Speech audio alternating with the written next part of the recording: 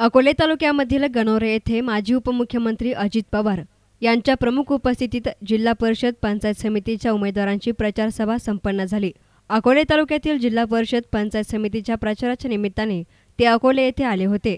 आगामी जिल्हा परिषद नगरपंचायत निवडणुकांना मिनी विधानसभा निवडणुकांप्रमाणे बघितलं जात आहे। भाजप सरकारच्या गेल्या 2.5 वर्षांच्या कालावधीत समाजातील कोणताच घटक समाधानी नाही। या सरकारने शेतकऱ्यांच्या विरोधात अनेक निर्णय घेतले, शेतकऱ्यांना अडचणीत टाकले आहे। ऊसाला भाव मिळाला असता पण परदेशातून रॉ साखर आयात केली जात आहे।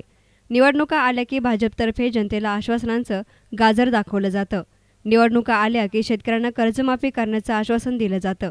नोटाबंदी करून आता 90 दिवस उलटले आहेत, पण या नोटाबंदीच्या निर्णयामुळे काय साध्य झाले ते अजून स्पष्ट झालं नाही।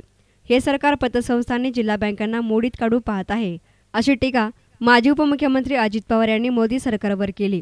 आपल्या ग्रामीण भागाची अर्थव्यवस्था ही पूर्णपणे मोडकळीस आणण्याच्या करता यांनी पावलं उचललेली, म्हणून भाजप शिवसेनेचं सरकार नको, म्हणून उद्याची जिल्हा परिषद तालुका पंचायत त्यांच्या हातामध्ये नको।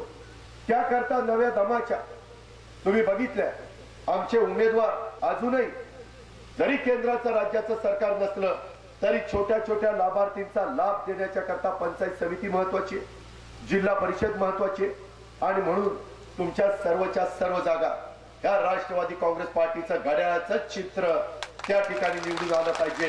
त्या चिन्हाच्या शेजारचं बटन दाबण्याचं काम आपण उद्याच्या 16 तारखेला केलं पाहिजे। त्याच्याशिवाय आता गत्यंतर नाही, त्याच्याशिवाय तुम्हाला मला पर्याय नाही।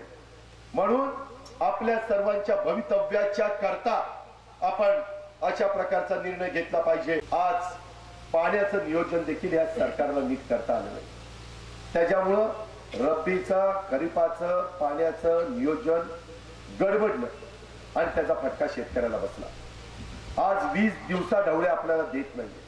मी त्यांना म्हणलं आता महाराष्ट्र आम्ही स्वयंपूर्ण विजेच्या बाबतीमध्ये केला, भारनियमन दूर झालं, माझ्या शेतकऱ्याला दिवसा ढवळ्या द्या ना पाणी।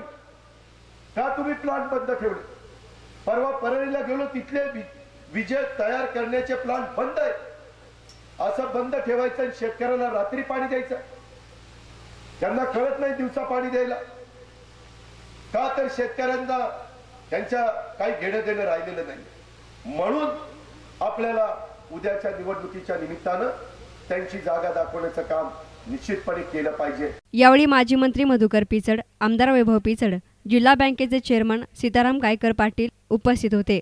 अकोले तालुक्यामधील गट आणि गणाचे सर्व उमेदवार यावेळी हजर होते। न्यूज रिपोर्टर भाऊसाहेब साळवे, एस्तानी मीडिया, अकोले।